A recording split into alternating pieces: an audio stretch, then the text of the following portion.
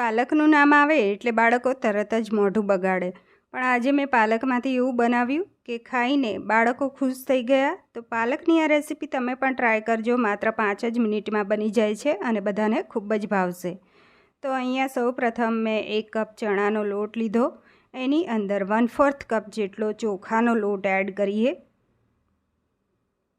હવે તેની અંદર 1/2 ટીસ્પૂન અજમો, 1/2 ટીસ્પૂન લાલ મરચું પાવડર, 1/2 ટીસ્પૂન હળદર એડ કરીએ. 1/2 ટીસ્પૂન ચાટ મસાલો એડ કરીશું. એનાથી ટેસ્ટ ખૂબ જ સરસ આવશે. સ્વાદ મુજબ મીઠું એડ કરીએ. મેં 1/2 ટેબલ સ્પૂન લીધું છે, તો તમે તમારા ટેસ્ટ મુજબ વધારે ઓછું મીઠું લઈ શકો છો. થોડું પાણી એડ કરી બેટર તૈયાર કરવાનું છે. તો અહીંયા ગાંઠા ના રહે એ રીતે તૈયાર કરવું. આ બેટર થોડું પાતળું રહેશે અને આને રેસ્ટ આપવાની પણ જરૂર નથી. તો આ રીતે સ્મૂધ એવું બેટર તૈયાર કરવું.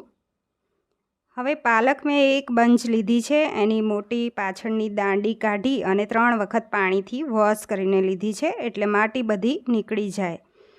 અને સાઈડમાં આપણે તેલ ગરમ કરવા મૂકી દેવાનું છે. તેલ હાઈ ફ્લેમે પહેલાં ગરમ કરી અને ગેસની ફ્લેમ સ્લો કરી દેવાની. તો આ પાલકના પાનને આપણે બેટરમાં ડીપ કરતા જઈએ. તો આ રીતે વધારાનું બેટર કાઢી અને તેલમાં નાખતું જવાનું છે. ગેસની ફ્લેમ મીડિયમ રાખી અને તળાવા દઈશું. જેટલા સમાય એટલા તેલમાં મૂકવા. એક સાઈડ હલકા બ્રાઉન થાય એટલે પલટાવા, એટલે તેલ પણ નહીં ભરાય. બંને સાઈડ સરસ ગોલ્ડન બ્રાઉન થઈ જાય એટલે કાઢી લેવા.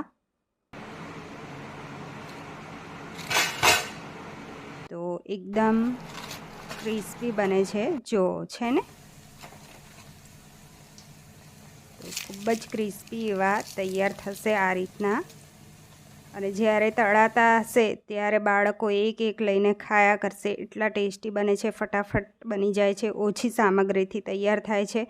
તો અહીંયા પાલક પકોડાને સર્વ કરી લઈએ. ખજૂર આંબલીની ચટણી અને કોથમીરની ચટણી સાથે મેં સર્વ કર્યા છે. ફ્રેન્ડ્સ, આ રેસીપી પસંદ આવી હોય તો વિડીયોને લાઇક કરજો અને મારી ચેનલને સબસ્ક્રાઈબ કરજો.